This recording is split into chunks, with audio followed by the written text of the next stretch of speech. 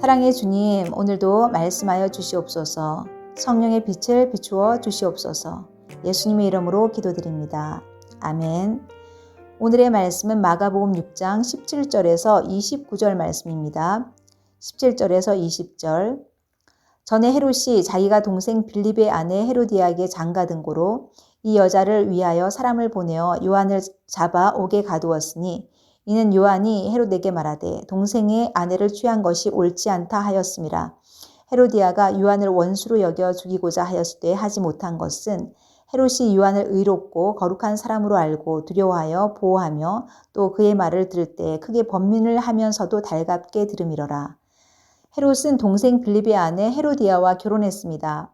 동생 빌립이 살아있는데도 제수와 결혼했다는 겁니다. 도덕이 땅에 떨어진 행동이었습니다. 하지만 누가 감히 왕에게 잘못했다고 책망할 수 있겠습니까?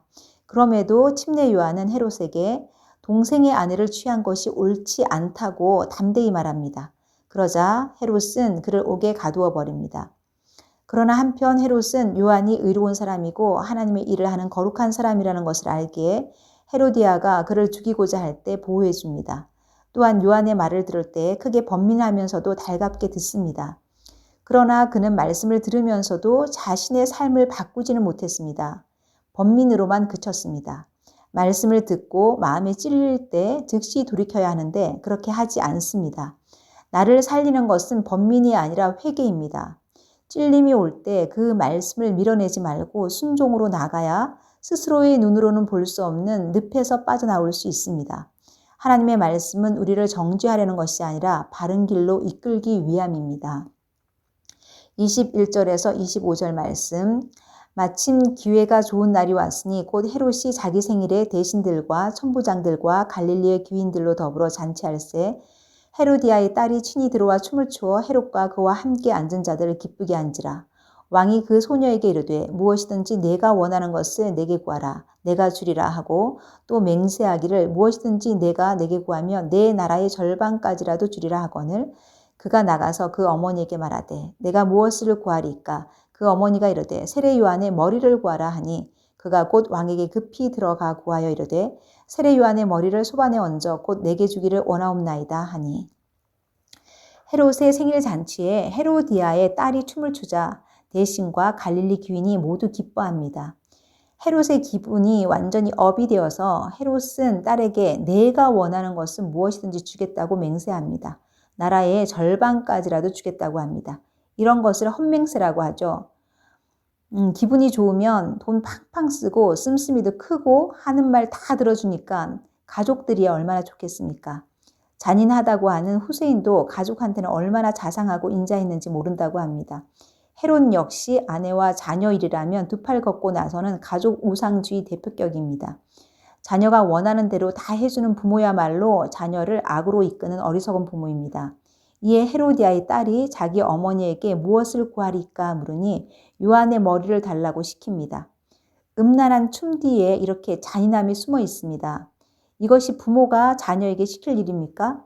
부모인 내가 구하는 것은 결국 자녀도 자기 인생 가운데 구하게 된다는 것을 아시기 바랍니다. 그리고 기분 파인 아버지는 그 헛맹세 때문에 의로운 자, 여자가 낳은 자 중에 가장 위대한 침례 요한을 죽입니다. 나의 잘못된 헛맹세와 체면 중시, 사람의 시선을 두려워하는 마음이 최악의 결과를 불러옵니다. 그러므로 성도는 사람보다 하나님을 두려워하며 진리 앞에서 용기 있게 결단해야 합니다. 또한 돌이킬 수 없는 잘못을 저지르기 전에 내 입술을 하나님의 말씀으로 지켜야 합니다. 26절에서 29절 말씀. 왕이 심히 근심하나 자기가 맹세한 것과 그 앉은 자들로 인하여 그를 거절할 수 없는지라.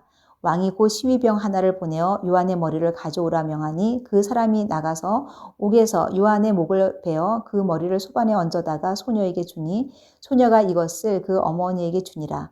요한의 제자들이 듣고 와서 시체를 가져다가 장사하니라.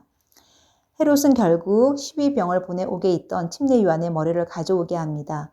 이 소식을 들은 요한의 제자들이 와서 그의 시신을 거두어 장사합니다. 선지자로 알고 위대하게 여긴 침례 요한을 목베어 소반에 얹게 한 사람은 정욕에 불타는 한 여인의 어린 딸이었습니다. 우리가 주의 일을 하다가 목이 잘리는 그 개죽음을 맞는다면 누가 주의 일을 하고 싶겠습니까? 우리는 죽을 때도 아름답게 죽고 싶습니다. 그러나 아름답게 죽을 수도 있지만 그렇게 못할 수도 있습니다. 악한 헤롯이 죽어 마땅하지만 하나님 나라는 세상과 다릅니다. 침례 요한이 죽음으로써 하나님 나라가 나타나게 되었기 때문입니다. 죽는 모습까지도 하나님께 맡겨야 합니다. 저희 친정 아버지 형제 중에 가장 먼저 복음을 받아들이고 가족 구원을 위해 애쓰시던 막내 삼촌이 위암으로 30대 후반에 돌아가셨습니다. 마지막 호흡이 넘어가실 때 하늘을 우러러 주여 주여 주여 3번을 부르고 주의 품에 안기셨습니다. 저는 삼촌을 통해서 예수님을 영접하게 되었고 하나님의 부르심을 따라 사명의 자리로 나가게 되었습니다. 또한 예수님을 믿고 매일 성경 읽기를 즐거워하시던 할머니께서는 돌아가시기 며칠 전에 천국을 보시며 설명까지 해주셨습니다. 다들 수고했다, 고맙다고 하시고 평안하게 주님의 품에 안기셨습니다. 예수 그리스도를 믿고 구원받은 죽음이라면 모든 이들에게 천국을 증거하고 갈 수 있습니다. 죽음은 누구에게나 공평하게 찾아옵니다. 여러분은 어떻게 죽음을 준비하시겠습니까? 하나님의 영광을 나타내는 우리의 삶과 죽음이 되기를 바랍니다. 적용하시겠습니다. 말씀을 들을 때 마음에 찔리기만 할 뿐 회개하지 못하는 것은 무엇입니까? 하나님의 말씀보다 사람의 시선과 체면이 앞서 있지는 않습니까? 나의 남은 인생과 죽음을 어떻게 준비하시렵니까? 기도하시겠습니다. 아름다운 외모와 부유한 환경 속에서 헤로디아의 딸처럼 말 잘 듣는 자녀로 키워도 믿음이 없이는 서로가 멸망만 구하는 것을 보았습니다. 믿음으로 자녀를 양육하며 천국을 나타내는 삶을 자녀에게 유산으로 주기 원합니다.